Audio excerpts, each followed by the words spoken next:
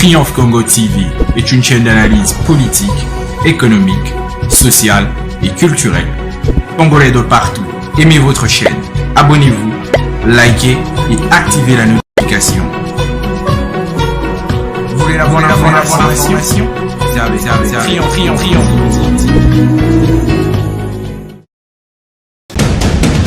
La République démocratique du Congo, c'est le plus grand pays d'Afrique centrale.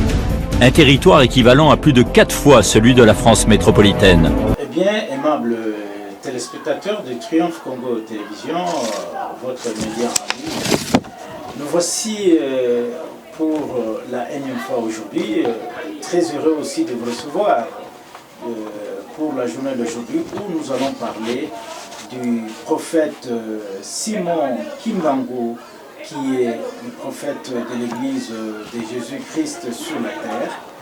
Comme vous le savez, c'est pour la toute première fois en République démocratique du Congo où nous avons assisté le 6 avril dernier. Le gouvernement de la République a célébré avec faste la journée dédiée au prophète Simon Kimbangu. Cette journée, comme vous le savez, c'est qui symbolise, qui est la journée est dédiée au combat du prophète Simon Kimbangu. Le chef de l'État, Félix Antoine Tshisekedi Tshilombo, a signé une ordonnance où il a déclaré haut et fort que le 6 avril de chaque année sera une journée chômée et payable sur toute l'étendue de la République démocratique du Congo.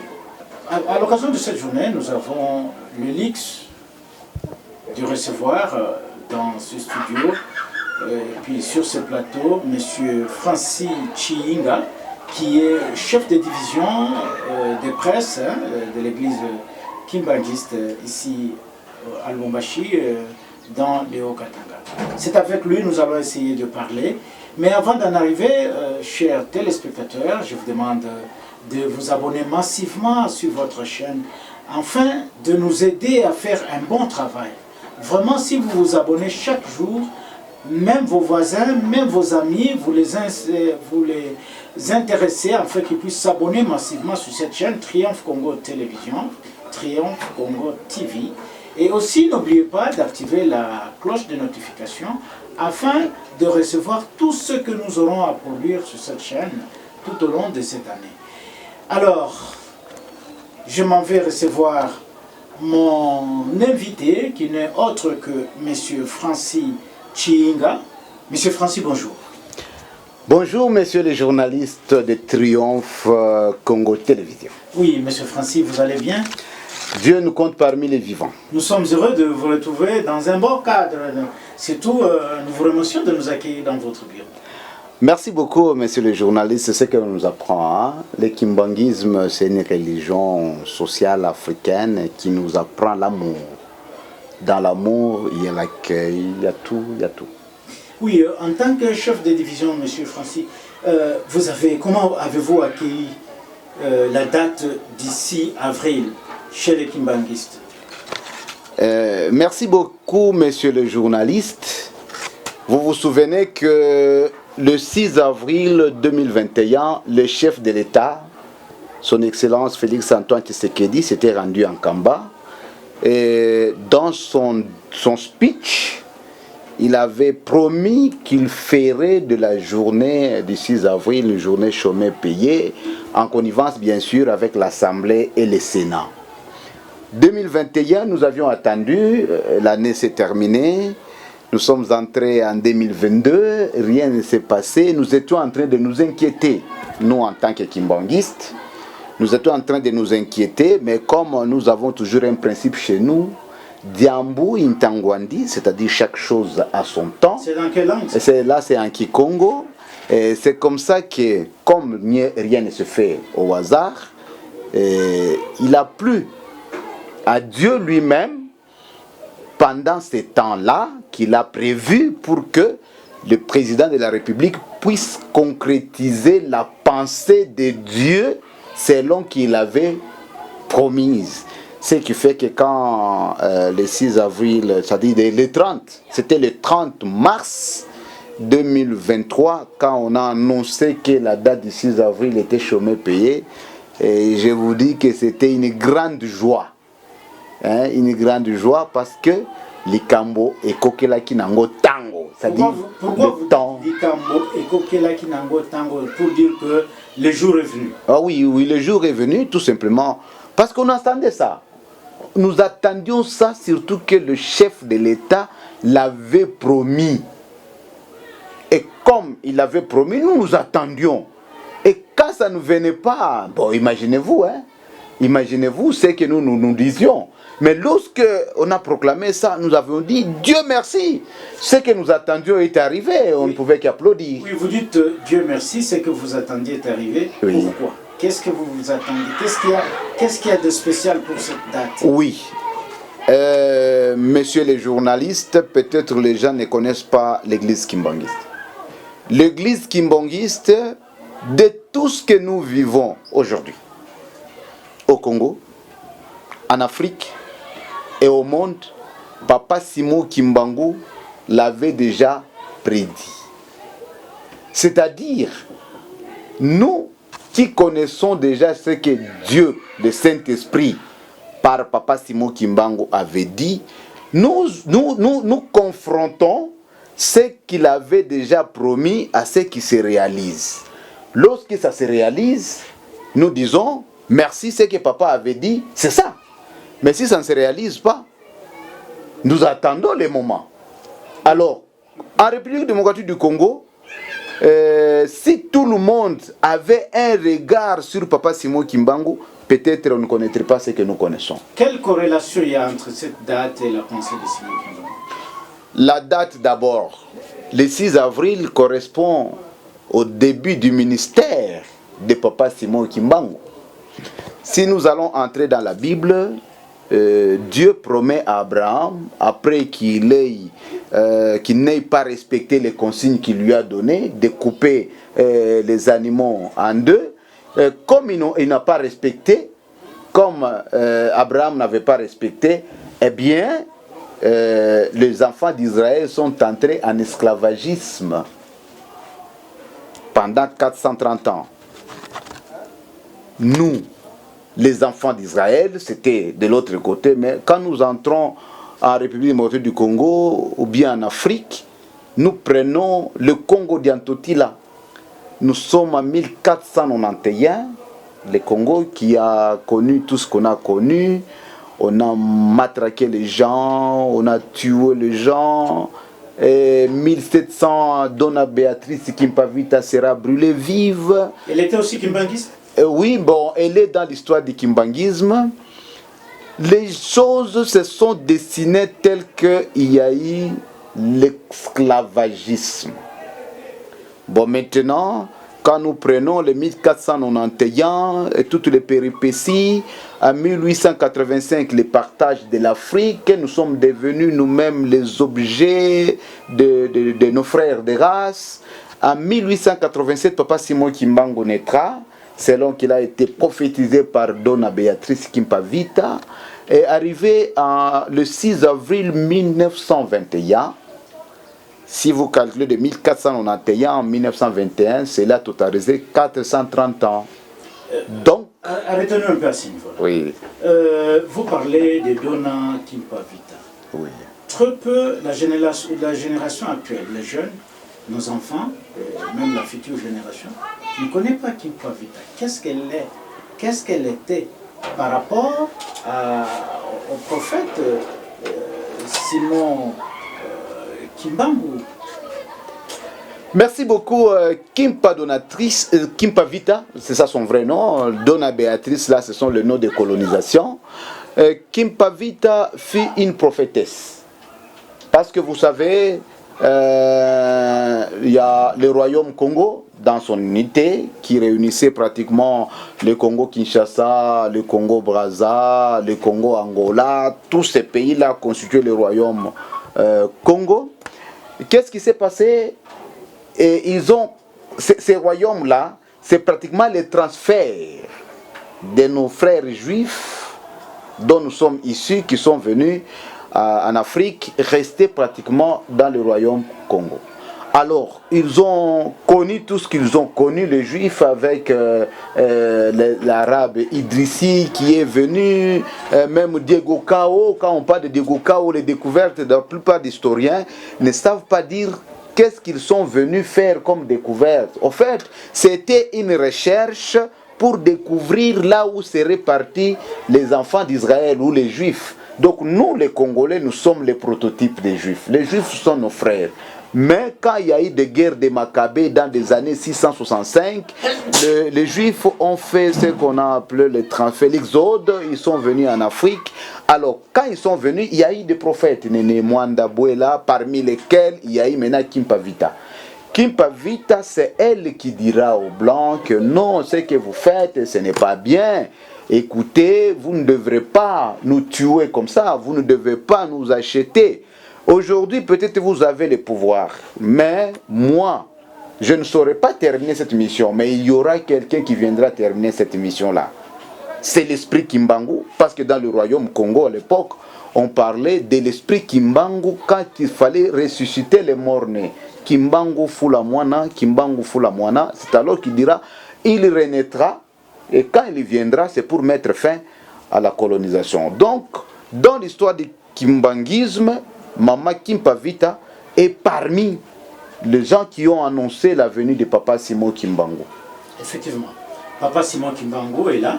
Maintenant, le kimbanguisme, comment ça évolue au jour d'aujourd'hui pour que le chef de l'État puisse signer toute une ordonnance octroyant la victoire du combat du prophète Simon Kimbangu?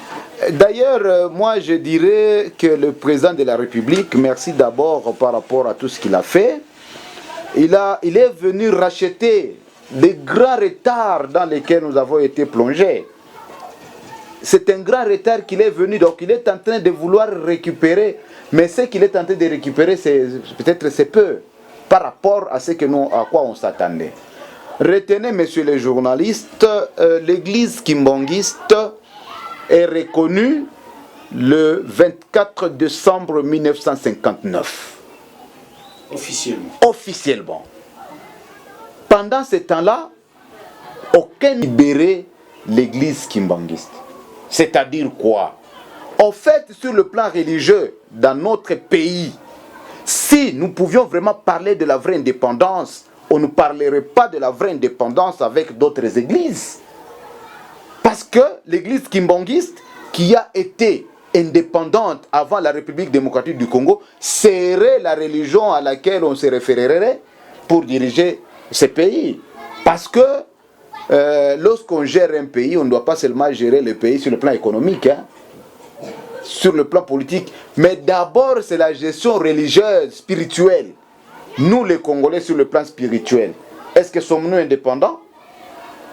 Et c'est cette dépendance spirituelle dont nous sommes victimes qui fait que nous soyons ce que nous sommes.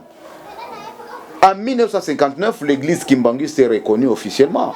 Se supposait que toutes les autorités qui devraient venir devraient se référer à l'église kimbanguiste, qui a milité d'ailleurs sur le plan spirituel et sur le plan matériel pour avoir l'indépendance. Mais malheureusement, qu'est-ce qu'on a fait du kimbanguisme? Et voilà la cause, je dirais, de la souffrance dont nous sommes victimes. Le chef spirituel, Papa Simon Kimbangu, nous l'a toujours dit, nous l'a toujours répété. Mais quand il veut prendre la parole, il ne peut pas dire publiquement comme ça. Mais nous qui savons ce qui se dit, nous le disons. Oui, monsieur Francis, dites-nous, quelle est l'importance que les autorités affichent à l'église kimbanguiste lorsqu'on voit que presque tout le monde se rue à aller à Kamba rencontrer les chefs spirituels? Qu'est-ce qui est derrière ça? Bon, c'est pourquoi je dis que c'est avec un retard. Est-ce qu'il y a du mysticisme? Pas du mysticisme, mais il y a la spiritualité, je venais de le dire. Nous avons étudié en philosophie. C'est le monde des idées qui représente le reflet de ce que nous voyons. Ce que nous voyons aujourd'hui doit être le reflet du monde spirituel. Mais quelle est la spiritualité de la République démocratique du Congo?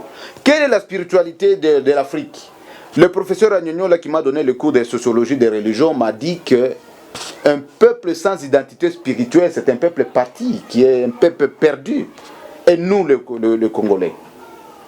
Je pense que maintenant, les autorités ont découvert que nous devons nous attacher à la spiritualité congolaise et africaine. Et c'est ça qu'ils vont aller chercher là. Ah oui, absolument. Absolument. Parce que c'est le kimbanguisme, c'est la spiritualité kimbanguiste qui va diriger ce monde. Hier, on l'a pas reconnu, mais aujourd'hui, c'est le début du commencement. L'église kimbanguiste, c'est le bastion, c'est la base spirituelle de ce pays. C'est comme ça que les choses spirituelles, à travers les cantiques, vous dirigerez ce monde dans tous les domaines. Donc les kimbanguistes dirigeront ce monde. Le monde dans tous les domaines, avec le kimbanguisme bien sûr comme philosophie, nous est dicté par Papa Simon Kimbangu. Oui, c'est toute une philosophie. Qu'est-ce qu'on peut dire au jour d'aujourd'hui de l'église kimbanguiste, au jour d'aujourd'hui, après la mort du fondateur qui est le prophète Simon Kimbangu? Est-ce que l'église garde la même ligne? Qu'est-ce que je vais dire? Je suis en train de faire un travail. J'ai défini l'église kimbanguiste. Quand je vois d'abord ce qui se passe dans l'église kimbanguiste. J'entends les cantiques. Je me rends compte que le kimbanguisme, ce n'est pas une église.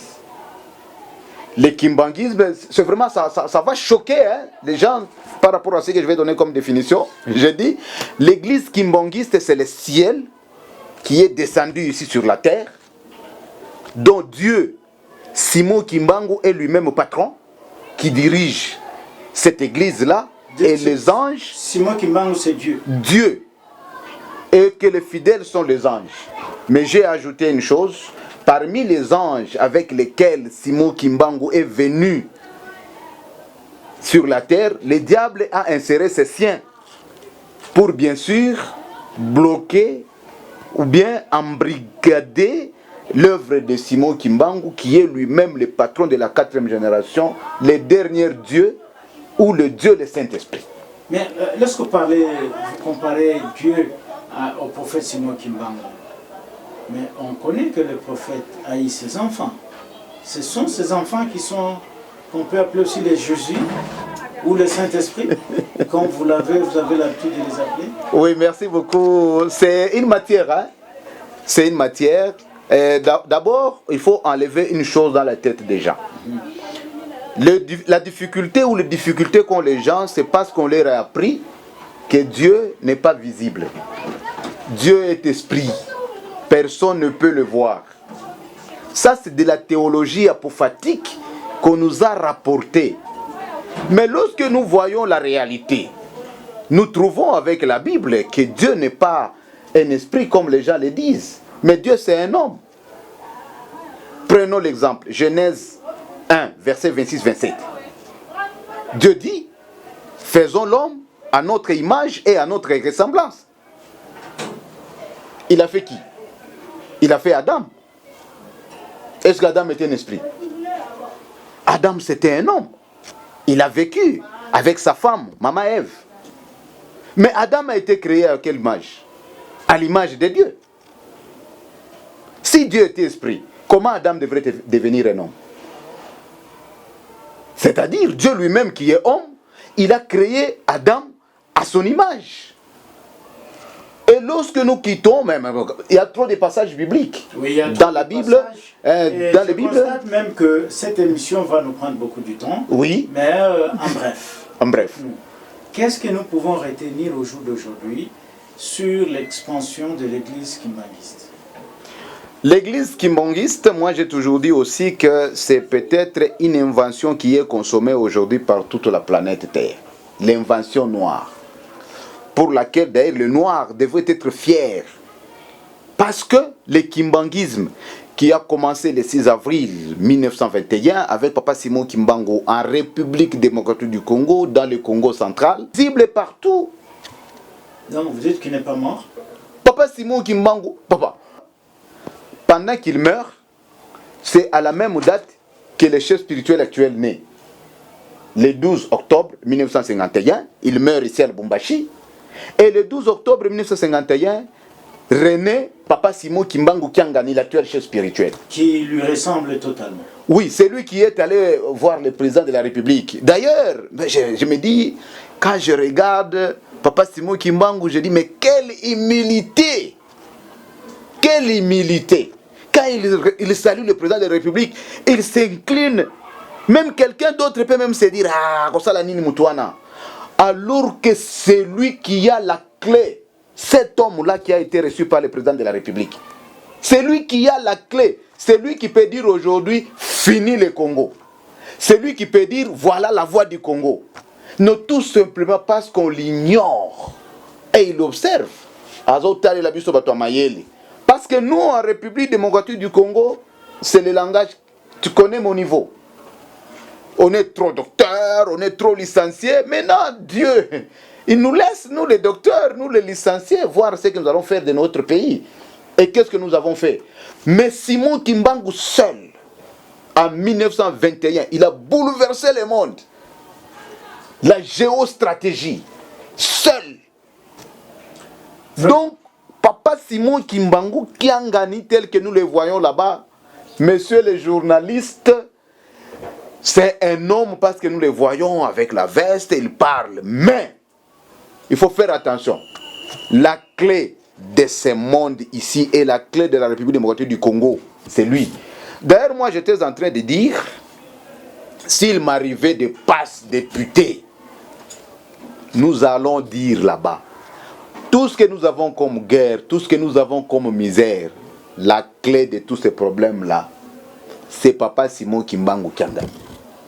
Voilà, j'espère que, aimables téléspectateurs de Triomphe Congo Télévision, vous avez compris donc la clé de ce pays pour résoudre tous les maux qui rendent ce pays se retrouvent en Kamba, la nouvelle cité Jérusalem où loge Dieu le Père, Dieu le Fils, Dieu le Saint-Esprit, tous les trois, la Trinité. C'est là-bas, ce n'est plus en France, ce n'est plus en Europe.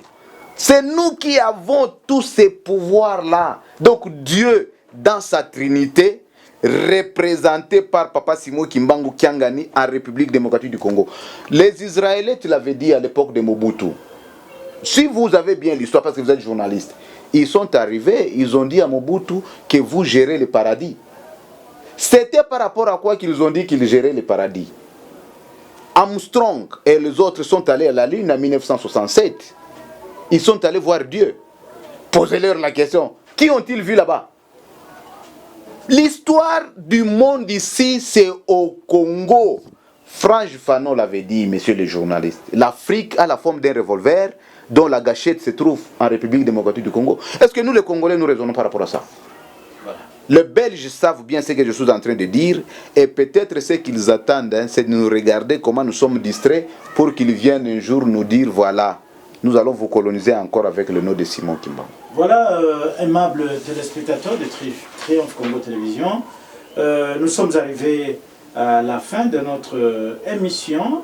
Nous espérons rencontrer encore M. Francis Chiinga, qui est le chef de division de presse de l'église kimbanguiste ici à Lubumbashi, qui aura à nous donner d'autres détails, parce que nous vous promettons, nous allons réaliser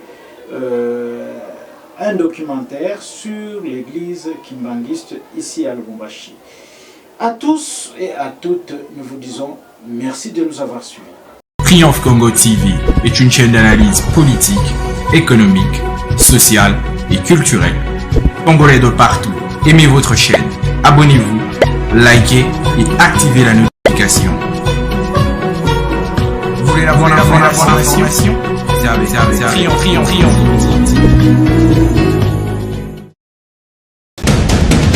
La République démocratique du Congo, c'est le plus grand pays d'Afrique.